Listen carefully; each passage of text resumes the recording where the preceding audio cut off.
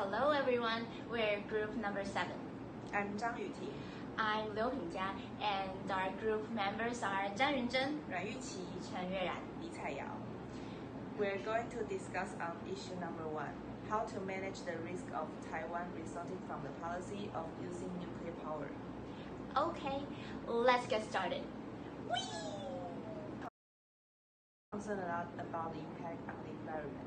There are some hazards such as nuclear waste and nuclear power plant emission. How do we cope with the radioactive pollutant of nuclear wastes? The radioactive pollutant indeed causes risk to the environment, but our government makes several measures to prevent the harm. For instance, the government chooses isolated locations where nobody lives nearby to store the nuclear waste. Anti-radiation installations are also built at the area. The government installs radioactive sensors there too. So, how about nuclear power plant emission like tritium and hot water? Tritium water poses the risk of mutation. However, we could dilute the tritium water to reach the qualified standard, which does little harm to the environment. As for the hot water, regarding coral bleaching, the corals have fully recovered after the concerning laws were regulated and carried out strictly.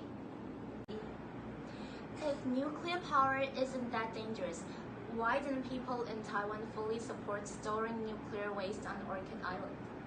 Every decision our government made is in order to reach the greatest benefit for Taiwanese people. While choosing the places to store the nuclear waste, the government avoided active vaults, natural reserve, cultural district, and metropolitan area. What if disasters like Fukushima happen in Taiwan?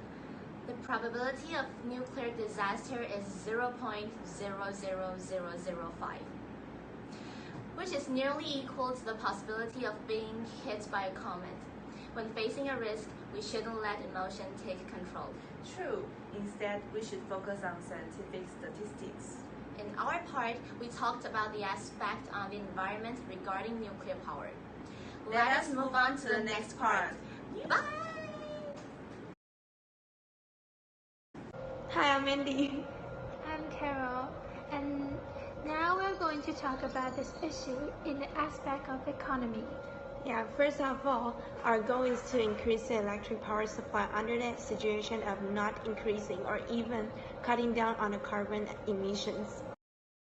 Next, we're going to talk about practicing it.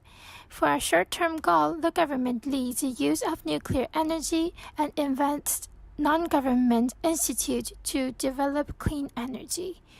For our midterm goal, the government divides the districts which use nuclear power and that of green energy. And for the last one, long-term goal, increase the ration of the districts which use green energy.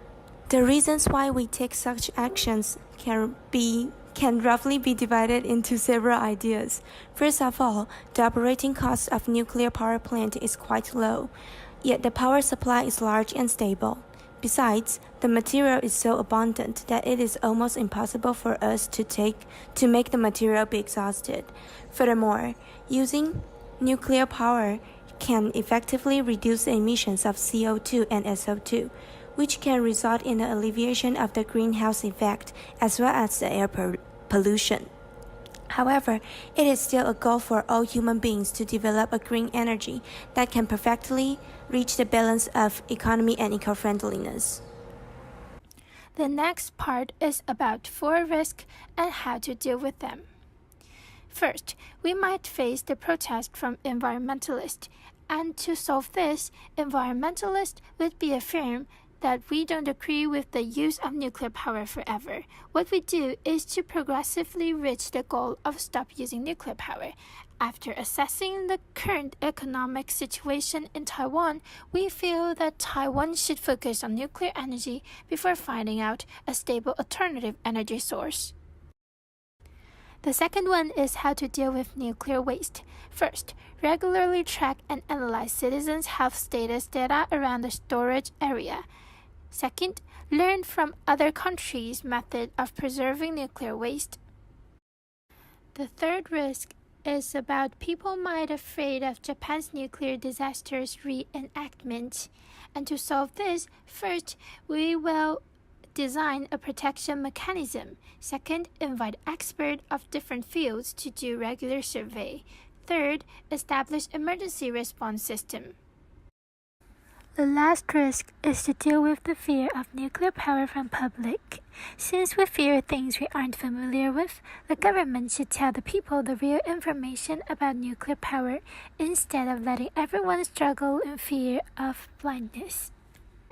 As a result, what we are doing is trying our best to make time for the procession of developing green energy. And before that green energy is developed, we choose to use nuclear power as our power supply.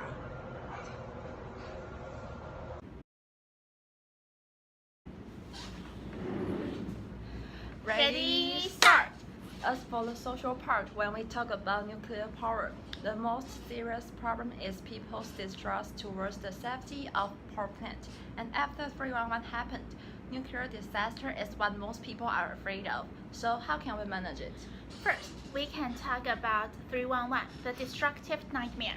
It was the main reason that most Taiwanese opposed constructing a nuclear power plant. However, it was not complying with the SOP that made the destroy happen. If we can implement the SOP right after the trouble happened, we may avoid the tragic accident. What's more, a company in America starts to research a new technology to build a safer plant. The above mentioned are the ways we can manage the fear of safety. Well, how about the cost of power plant? I've heard that the cost is extremely high. Yeah, according to the information from authority concerned, it takes the government roughly 400 billion to build it and about 330 billion to decommission it. How can we manage it? In the short term, the high expense seems a huge burden. Yet, if we consider further, compared to the new policy which the government decided to replace nuclear power with green energy, using nuclear power can reduce the cost about 6.4 trillion in the following 40 years, which is the average lifespan of a nuclear power plant. And these are our points. To manage the risks of nuclear power from the social part. Bye-bye! In conclusion, our team agreed with the policy of using nuclear power. No matter what aspect we discuss, there are lots of rumors that we should clarify and ways to solve problems. Each kind of energy has its pros and cons, while we can try to make a balance between benefits and risk. In other words, we can take advantage of the benefits and try to come up with the complete procedures to deal with the risk. And it's the end of our conversation. Thanks for watching. Bye-bye!